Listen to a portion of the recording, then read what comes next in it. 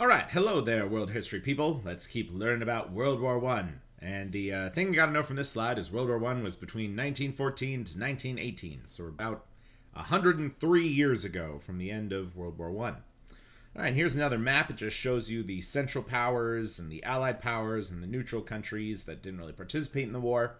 And the overall strategy of the war kind of went like this. Let me see if I can click ahead.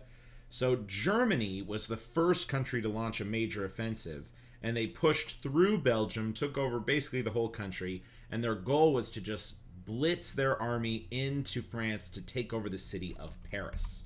And this map kind of shows it right here too. The German army was going to circle around, capture Paris. And if you knock out Paris, France quits the war. So that's the whole goal. All right. And the first few months of the war, it was going real well for Germany. They were pushing deep into France. They got about 43 miles from the city of Paris. So France has already lost huge swaths of their land. France is playing hard defense.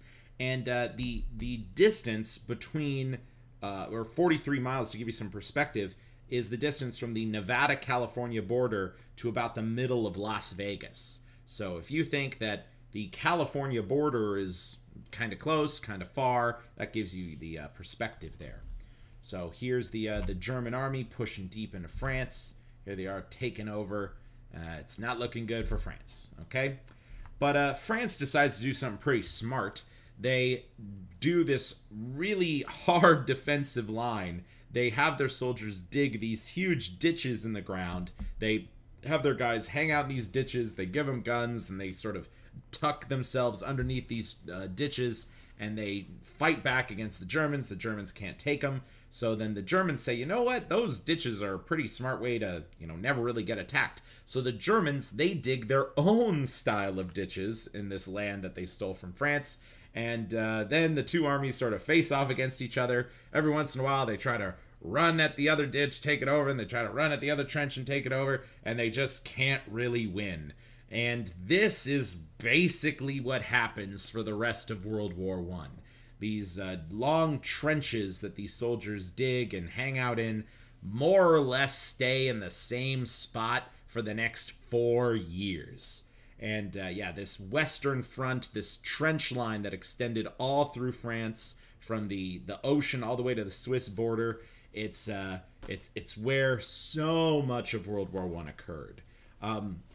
And what quickly happened was this turned into a stalemate. No side could beat the other. I mean, every once in a while there would be an attack where they would cause the guys defending the trench to run away and retreat. And so, I don't know, the Germans would take the trench, they get really excited, and they're like, okay, let's keep going to Paris. But then 100 yards later, well, the French have already dug another reserve trench. So they made something like 100 sets of trenches in both sides and turned this whole Western Front area into a defensive nightmare. And the area that sort of was between the two trenches, because trenches typically are about 100 yards apart from each other, no country owned that land in the middle, so it's referred to as no man's land. And what made it so hard to take an enemy trench is that when these soldiers are running across no man's land, they're just getting assaulted by these new machine guns that fire 10 bullets a second, and all the enemy soldiers in their trenches, they've got rifles that fire 1 bullet every 8 seconds. So it's just the new military technology is just so much more deadly than it ever was before, and it makes it so that you kind of just can't take these enemy positions. And yeah, fighting would continue on the Western Front even until the last days of the war. So it just sort of got bogged down seriously. And millions of people will die in the Western Front. All right, so yep, there's the whole Western Front line. As you see, it was almost all in France. And here they are fighting it out. Okay, so this is all I'm really going to say about Russia's role in World War One. Russia was not prepared for the war. The Russian king sent some of his people to fight with knives, didn't even have the money for guns, and Russia eventually surrenders to Germany, and as soon as that happens, Germany puts their entire military force on the Western Front, and the French are really scared that they might lose the war, but thankfully they continue to hold out. I mean, those trenches were strong. I'm going to cover the Russian experience in a lot more detail in the next unit, so we'll hear more about Russia later. All right, so now let's talk about all the new inventions in World War One. This is the first big world war with machines, and it's all the new things of the Industrial Revolution. They're just going to come up with new terrible ways to cause violence and death. And they did invent tanks during World War One. These armored vehicles. They came in the very end of the war, and they're kind of the way to solve the trench system. They also invented flamethrowers in World War One. Flamethrowers are just terrible, scary weapons of war. And another thing that came into being in World War One that's I would definitely say is a important advancement is barbed wire. Barbed wire is really, really hard for people to get through. It's more or less like a 10-foot wall, because how are people supposed to get over it without getting their clothes and their skin entangled in those barbs? I've been stuck on barbed wire before. I don't recommend it. Okay, so the flamethrowers and barbed wire and tanks. Okay, and of all the new weapons in World War One, the one that killed the most people by far were these heavy artillery cannons. They came up with these new military technologies that could just lob these artillery shells up to 50 miles away. And this is more than 100 years old, and they have these crazy cannons that could bombard California from Vegas. These shells were just terribly inaccurate, and they could just accidentally blow up your allies or blow up civilians. So it's just raining death on people, and it's pretty outrageous. There's someone want to say this. Yeah, so they had so many artillery shells during World War One, and they were especially bombing the Western Front, that even to this day, 103 years later, those bombs are still going off in certain parts of France. And huge parts of France, there's just all these signs up. It's like, warning, unexploded bombs can be all over here from the First World War. So, wow, still scary stuff. Okay, so yeah, and this is the most common cause of death in World War One. One of these bombs landing on you and blowing up. So here they put this cannon on a railway car, and here's all the shells they make. And there they are shooting them off. Okay, so Germany realized that they didn't have a lot of access to the ocean and trade and shipping routes. And if you remember that global map I showed you in the last video, the vast majority of the world was on the Allied team, and they were sending ships of supplies and soldiers and support to help France to fight on the Western Front. So Germany decided to adapt this new submarine technology, and they sent out all these submarines to just patrol near the coasts of France and the United Kingdom. And if any ship came close enough, submarines would just shoot torpedoes at them and sink them to the bottom of the ocean. During the war, these German submarines called U-boats, they sank 5,000 ships. And a lot of these, these big, giant steamer ships that had thousands of people on them. So these are some pretty obscene weapons of war, because they didn't care if it was a civilian ship or a military ship. They sunk them all at one point. This is one of the main reasons why the United States joined the war, because Germany was just being so savage in the oceans. Okay, so they are sinking these ships, sinking them to the bottom. All right, and the probably the most exciting developments in military technology during World War One was now warfare has, for the first time in world history, gone into the air. The new inventions of airplanes and blimps were utilized in this war. At first, they just used them as scout blimps and scout planes, but then people realized, oh, hey, we can put bombs and guns on these things too. And the term for when airplanes are like shooting at each other and they're kind of doing this dance in the sky, that's called a dogfight. And the best aerial dogfighter was this German pilot named Manfred von Richthofen. He's known as the Red Baron.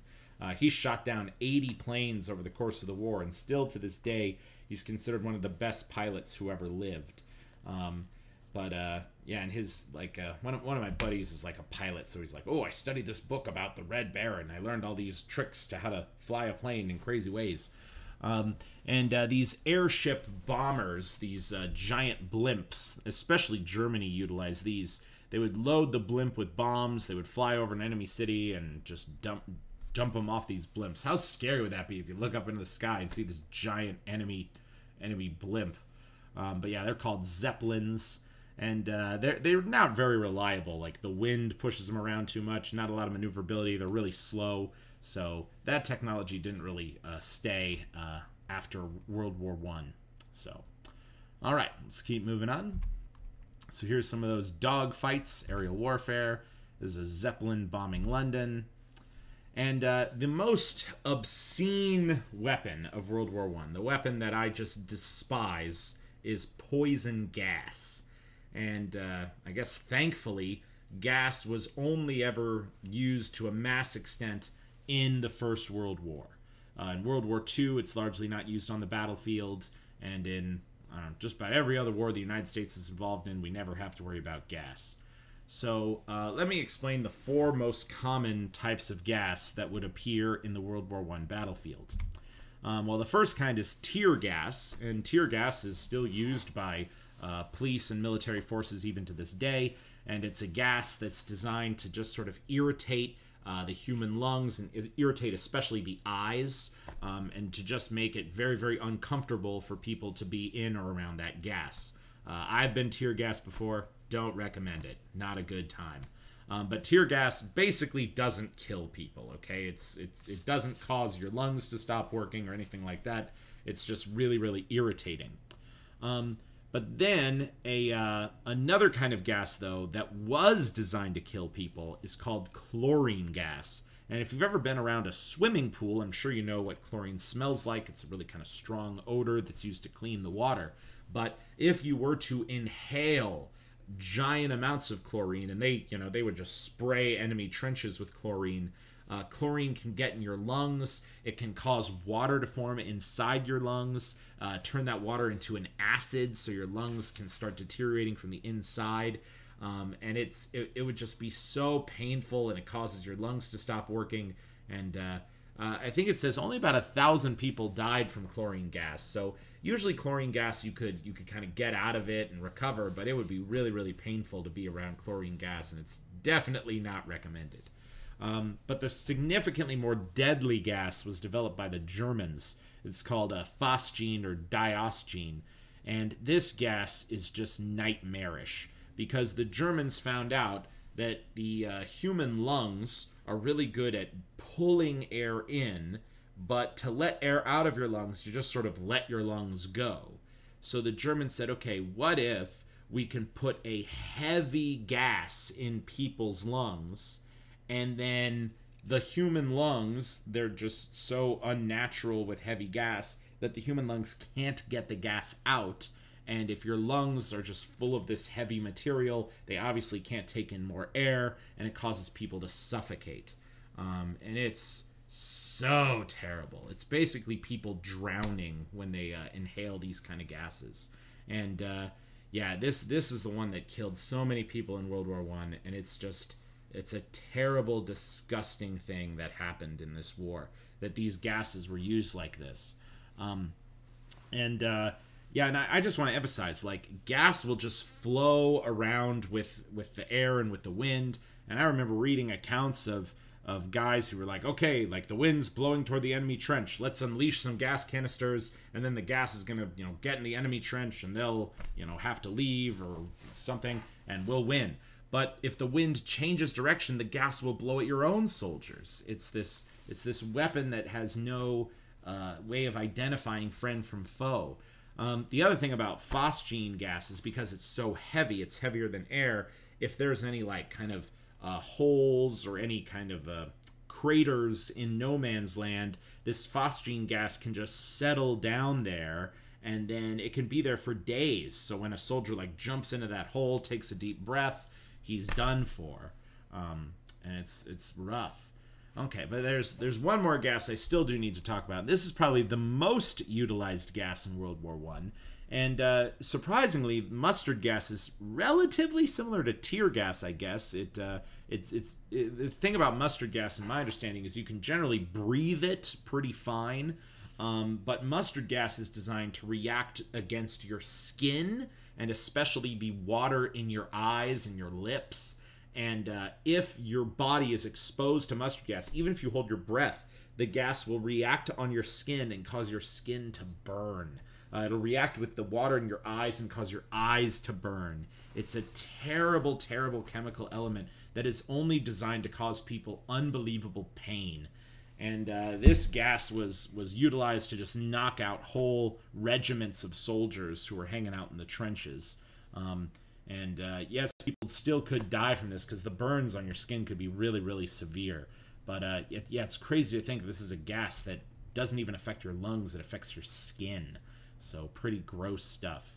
I'm so glad that these weapons have been internationally condemned and hopefully will never be seen on a battlefield ever again. Okay, so here's just some pictures about this gas warfare. So here are some guys unleashing some gas canisters along the trench lines. Chlorine can cause burns. Here's some horses exposed to mustard gas. Some nurses trying to treat guys in a gas attack. It's pretty just terrible stuff. Gas warfare. All right, and then this is just mustard gas specifically. So these are the burns that can happen on someone's hand from mustard gas. This is a guy who is a patient, and you can see his eyes are just shut closed because I'm sure he's in terrible pain. All these boils from where the gas hit his skin. And this is a girl who's a makeup artist, but she's showing you what mustard gas would have looked like. And that's why it's called mustard gas. It has this kind of mustard color and these boils that form on your skin wherever you were exposed to the gas. So, pretty gross stuff. And yeah, here's some guys walking back away from the trench line, and you can see they all have coverings on their eyes because they can't see. They were probably hit with mustard gas. Okay, and so there was one big battle that happened during the middle of the war on July 1st, 1916, called the Battle of the Somme. And this is when the British and the French said, okay, we've got to break the German trench lines. So you know what we're going to do? We're going to get 2 million soldiers on standby, and we're going to rush the entirety of the German trench lines all in one go. We'll just overwhelm them. The Germans won't have enough bullets, they won't have enough gas, they won't have enough tanks or anything to stop us. So in the first hour of this battle, there was just hundreds of thousands of guys charging at the trench lines. 60,000 guys died. And by the end of a 3-day period, there was over 1,200,000 dead British and French guys. They killed 300,000 Germans, but they only gained 6 miles. They only gained maybe 2 or 3 trenches. And then the Germans already had like 12 reserve trenches already manned with guys to keep holding the line even longer. This battle, the Battle of the Somme, is the deadliest day in the history of the world of soldier versus soldier warfare. It's the largest use of artillery ever. They just unloaded so many thousands of artillery shells for hours before the assault began, but the Germans were still ready to put up a very strong defense. So the thing to learn about this war is defense was way better than offense, and it's just how this new military technology worked. And the Battle of the Somme, yes, the Allies won. I mean, they gained 6 miles, I guess, but if you lost over 1 million people, I don't know if that's really a win. So that's why I included this word, Pyrrhic victory. It's not worth it. All right, moving on. Battle of the Somme. Okay, so yes, this was a world war after all, but I'll just cover this real quick. And the only parts outside of the Western Front that are really worth knowing is that Germany had colonies in the Pacific Islands and colonies in Africa, and the Allies kind of ganged up on these colonies. The Japanese attacked a lot of these islands, and the British and their allies attacked all these places in Africa. And pretty soon, all of these spots were gobbled up, and Germany had no outside possessions left, so they really could focus more of the war on fighting in France. And then, yeah, there was fighting in the Middle East as well, especially the British were fighting the Ottoman Empire, and they were eventually winning against the Ottomans. They put up a really strong fight as well.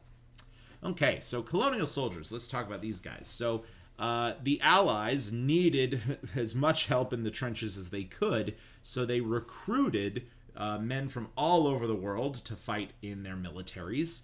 And what's so rude, though, is Britain and France said, hey, if you guys, we're almost done winning the war, we just need a few more people to help us out. If you guys help us fight in this war, we'll give you independence afterwards. And so a lot of these guys are like, hey, we don't like imperialism. We want to run our own countries. All right, fine. We'll help you fight this war, and then we'll be free. And a lot of these guys died in the trenches too, and the few who survived, they're like, okay, are we free now? And Britain and France are like, yeah, you're not. So it was a big lie to gain some assistance in fighting this war. It's super rude. Okay, so here's some Indian guys fighting in the trenches. Here's some African guys. Oh, actually, there's some African guys, and they're all fighting it out. All right. But one really interesting event that occurred in the first year of World War I was the Christmas truce. I think this definitely deserves a spot in this presentation. So, and the story goes like this. So it was Christmas Eve, and the trenches, in this one part of the Western Front, the trenches were like 50 yards away from each other. So on Christmas Eve, the guns were silent, and some German guys were in their trench, and they started singing the German version of the song Silent Night. Well, the British and French guys on their side of the trench, they heard that song, and they started singing it too. And then just through common sense of humanity, the German guys got out of their trench, the British and French guys got out of their trench, they walked into the middle of no man's land, and they just started hanging out on Christmas. They traded gifts, they sang songs together, they drank alcohol together, and they just had a Christmas party. And as soon as the generals heard about this, they're like, what? You can't consort with the enemy. You guys need to start killing each other. And they're like, we don't really want to do that anymore. We just kind of want to be friends. And everybody who was involved with the Christmas truce was court-martialed and put into jail for the rest of the war, which is really, kind of hardcore, but it just shows you that there is a sense of common humanity out there, even in the worst situations of war. So, cool. All right, the power of peace in our time, the Christmas truce. All right, and I'll talk about this in the next video. Peace out.